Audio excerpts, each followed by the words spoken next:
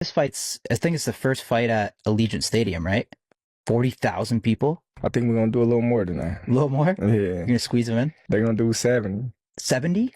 Could be possible. Holy shit. You can feel the energy before you even step inside the camp. The thin air of Colorado Springs hits your chest, and suddenly you understand why Terence Crawford chose this place. It's not just about building stamina, it's about breaking barriers most fighters won't even dare to test. Up here, every breath feels earned, every step feels heavier, and that's exactly what Bud wants. He's not just fighting Canelo Alvarez, he's fighting gravity itself. You watch as he pushes through grueling drills, oxygen scarce, sweat pouring, but his pace never falters. There's no wasted motion, no signs of overtraining, just cold efficiency, as if he's preparing for something bigger than a fight. In this camp, Crawford isn't treating Canelo like an opponent. He's treating him like a problem that needs solving.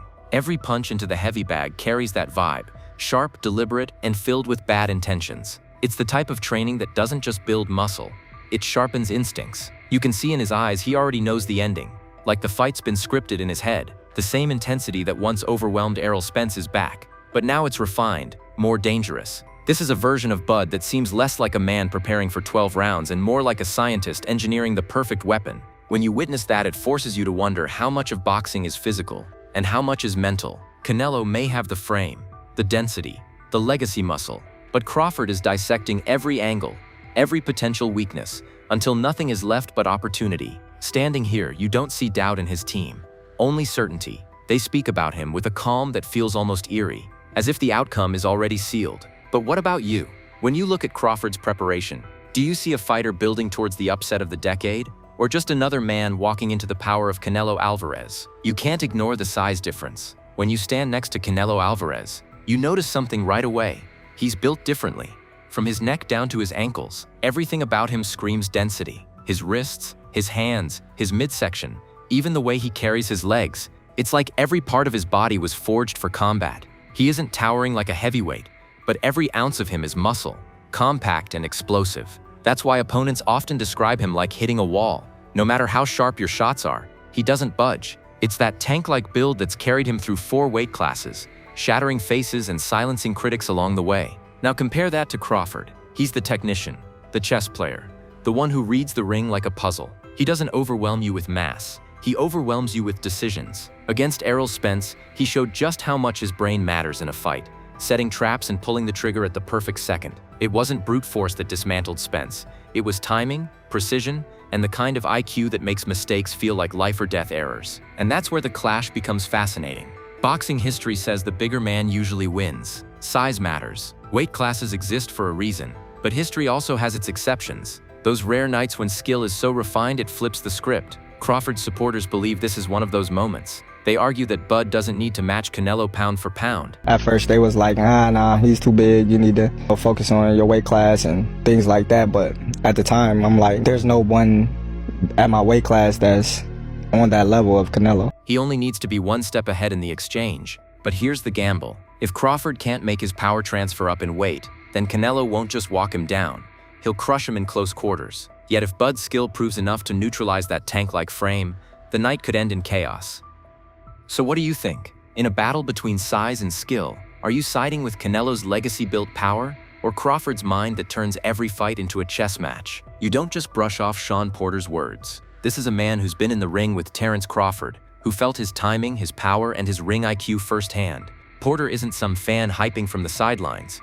He's a former world champion, a seasoned veteran who knows exactly what elite looks like. And when he stepped out of Crawford's camp recently and said, "This Bud, he's a different animal," it carried weight. Not the kind of weight that comes from promotion or hype, but the kind that comes from experience. Think about it. Porter has shared the ring with Errol Spence, Keith Thurman, Kell Brook, and some of the toughest welterweights of his era. He's seen a lot, but when he talks about Crawford now, there's almost a sense of warning in his voice. He's saying the Bud he faced years ago isn't the Bud Canelo is about to meet. This version looks sharper, meaner, more calculated, and if a man who retired after facing him is pointing out how much more dangerous he's become, that should make everyone pause. Porter described Crawford's focus as razor sharp, the type where even in training you can feel the intensity. Every punch has a purpose, every movement has intent. There's no going through the motions here. It's like Crawford's camp knows this fight isn't just another payday, It's a chance to etch his name alongside the all-time greats, and that's what makes Porter's take so chilling.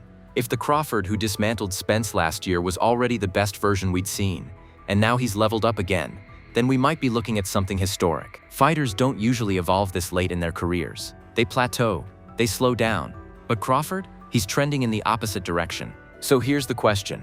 If Shawn Porter, a man who fought both Spence and Crawford, says Bud is a different animal now, should Canelo be more worried than people realize? Or do you think experience against bigger men will keep him calm when the bell rings? Durability is one of those traits you can't fake. Either you can take a shot, or you can't. And with Terence Crawford, it's never really been in doubt. Time and time again, he's shown that even when opponents land clean, he doesn't unravel. He absorbs it, adjusts, and then makes you pay. That's what makes him so dangerous. He doesn't panic, he calculates. Some fighters crumble when tested, but Crawford thrives in those moments, like he's waiting for you to expose yourself. Watch closely, and you'll see how he sets traps. He'll give you his face, almost taunting you the way Sugar Ray Leonard once did. He invites the shot, just enough to make you believe you've got him lined up.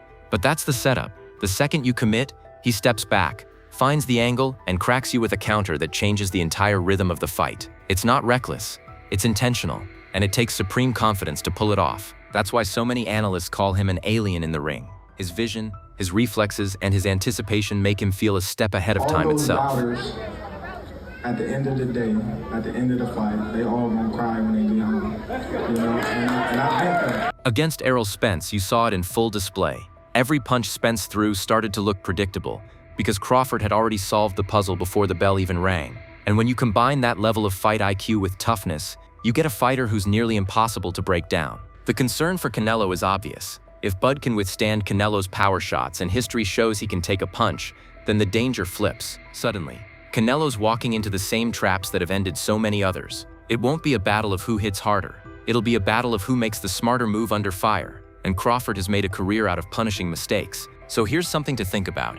If Crawford's durability holds up at 168, and he starts baiting Canelo into traps, do you see the fight shifting toward a masterclass upset? Or do you believe Canelo's power is simply too much to play games with? When you listen to the analysts, the divide is sharp. Some are looking at this version of Crawford and saying flat out he's going to get the job done. They see the altitude training, the razor focus, and the way he's evolved even this late in his career, and they believe it's enough to tilt the fight in his favor. You hear numbers like 60-40 for Bud, not just 50-50. And when those opinions come from fighters who've shared the ring with him, it makes you take them seriously. But then you've got the other side. Boxing's golden rule always lingers. The big man eats the little man. Chris Algieri himself broke it down. Crawford might be brilliant, but size is size, and history doesn't lie. When smaller fighters move up, more often than not, the mountain is too steep to climb. Algieri still leaned toward Canelo, pointing out that while Bud is exceptional, Canelo's density, his strength, and his experience at higher weights can't be overlooked. It's not just theory. Canelo's made a career out of bullying men at 168, breaking bones, shattering faces, and showing that his power translates fight after fight. This is what makes the matchup so compelling. On one hand, you have Crawford's brain, the ability to see openings no one else sees, to execute game plans with surgical precision. On the other, you have Canelo, the tank, the proven champion who's carried his power across divisions. One side says Crawford's too smart, the other says Canelo's too strong. And somewhere in between lies the truth we won't know until that first bell rings. So let's put it back on you. Do you buy into the idea that Crawford's skill can rewrite history? Or do you still side with tradition that when a great smaller man faces a great bigger man, the bigger man wins? When people talk about Canelo Alvarez, the first thing they point to is the trail of bodies he's left behind. Billy Joe Saunders, a slick, undefeated champion, walked into the ring with confidence and left with a broken face, literally. One perfectly timed uppercut from Canelo fractured his orbital bone and ended the fight instantly. Amir Khan, he stepped up for the challenge, used his speed early, and then got sent to the canvas in brutal fashion. Even bigger men, stronger on paper than Crawford, couldn't escape the Mexican star's power. That's the reputation Canelo carries. Once he locks in, he doesn't just win, he destroys. And that's why some analysts dismiss Crawford's chances. They look at Bud moving up from 147 and see a man stepping into dangerous waters. To them, Crawford isn't just undersized, he's outgunned. They argue that if fighters built for this weight couldn't handle Canelo's power, then what chance does a welterweight moving up have? From that perspective, Crawford looks like another challenger, who will get walked down, tested early, and folded before the final bell. It's not a matter of disrespecting Crawford's skills, it's acknowledging how ruthless Canelo has been when tested. He's never been dropped, never been truly bullied, and he's faced punchers, technicians, movers, and legends. Each time, his chin held up, and his strength carried him through. That's why people view this fight as another night where size and durability win out. But here's the twist. Crawford's not like those past opponents. He doesn't just rely on speed like Khan or defensive movement like Saunders. He's a hybrid. Someone who can switch stances, bait traps, and make adjustments mid-fight like few others in history. The question is whether that uniqueness is enough to break through Canelo's wall. So let me ask you this. Do you believe Crawford brings something Canelo's never seen before?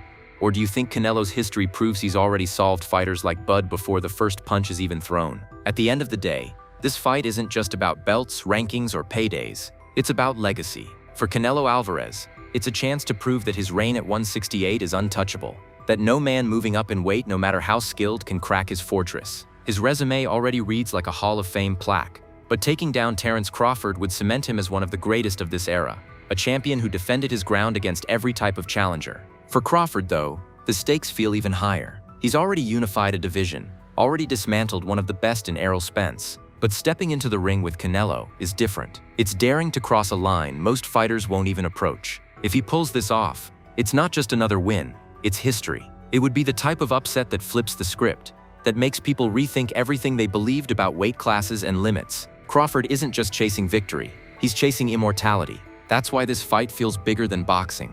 It's skill versus size, chess versus tank, mind versus muscle. The analysts can debate all they want. The odds makers can set their lines. But when the bell rings, none of that matters. It comes down to two men, one ring, and one truth, who can impose their will when the lights are brightest. And that's why fans like you are locked in. Because deep down, you know fights like this don't come around often. It's the rare collision where anything can happen, where history is truly on the line. Maybe Canelo proves why legends endure, or maybe Crawford rewrites the textbooks and takes his place as the greatest of his generation. So the question now is simple. When that first bell rings, who are you rolling with? Canelo's legacy muscles, or Crawford's chessboard mind?